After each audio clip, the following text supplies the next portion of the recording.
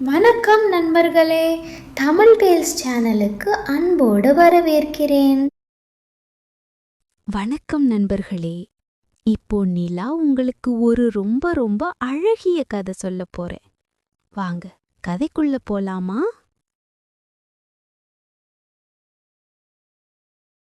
ஒரு கிராமத்துல ராம்னு ஒரு சின்ன பையன் இருந்தான். ராமுக்கு ஒரு நாள் ஒரு சின்ன செடி கிடைச்சது.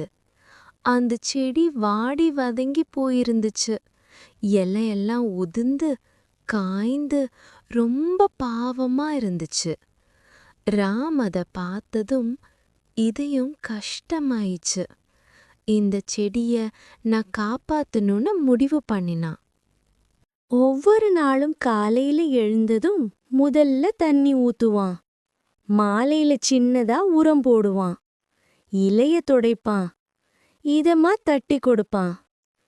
செடி நல்லா வளரு, நான் உன்னை விட்டு போக மாட்டேன்னு தினமும் பேசுவான். செடி கொஞ்சம் கொஞ்சமா தலைய நிமிர்த்துச்சு. பச்சை இலை வந்துச்சு. ஒரு நாள் செடியில ஒரு சின்ன மொட்டு வந்துச்சு. ராம் அத பார்த்து ரொம்ப சந்தோஷப்பட்டான். ஆனா ஒரு நாள் பெரிய புயல் வந்துச்சு. காற்று கொடுமையா வீசுச்சு. மழை கொட்டுச்சு. ராம் பயந்து ஓடி வந்து செடிய பார்த்தான்.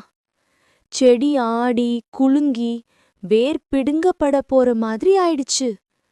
ராம் அழுதுகிட்டே செடிய இறுக அணைச்சு, நான் உன்னை விட மாட்டேன்னு நின்னான். புயல் போனதும் செடி பாதுகாப்பா நின்னுச்சு.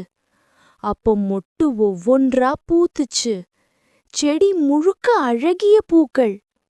ஒவ்வொரு பூவும் ஒரு சின்ன மின்மணி மாதிரி ஒளி வீசுச்சு. அந்த ஒளியிலிருந்து ஒரு மந்திர குரல் கேட்டுச்சு. ராம், நீ எனக்கு அன்பு கொடுத்த, அதனால நான் உனக்கு இந்த அன்பு செடிய திருப்பி கொடுக்கறேன். இனிமே நீ யாருக்கு உதவி செய்வியோ அந்த உதவி 10 மடங்கா திரும்பி வரும். அதிலிருந்து ராம் எல்லாருக்கும் உதவி செய்ய ஆரம்பிச்சான். கிராமத்துல யாராவது கஷ்டப்படுறாங்கன்னா ராம் ஓடி போய் உதவுவான். அதுக்கு பதிலா எல்லாரும் ராம ரொம்ப அன்பு செஞ்சாங்க. நண்பர்களும் அதிகமாச்சு. மகிழ்ச்சியும் பெருகிச்சு. இந்த கதையிலிருந்து நாம கத்துக்கிறது, அன்பு செடி போல நாம அன்பு கொடுத்தா அன்பு பெருகும்.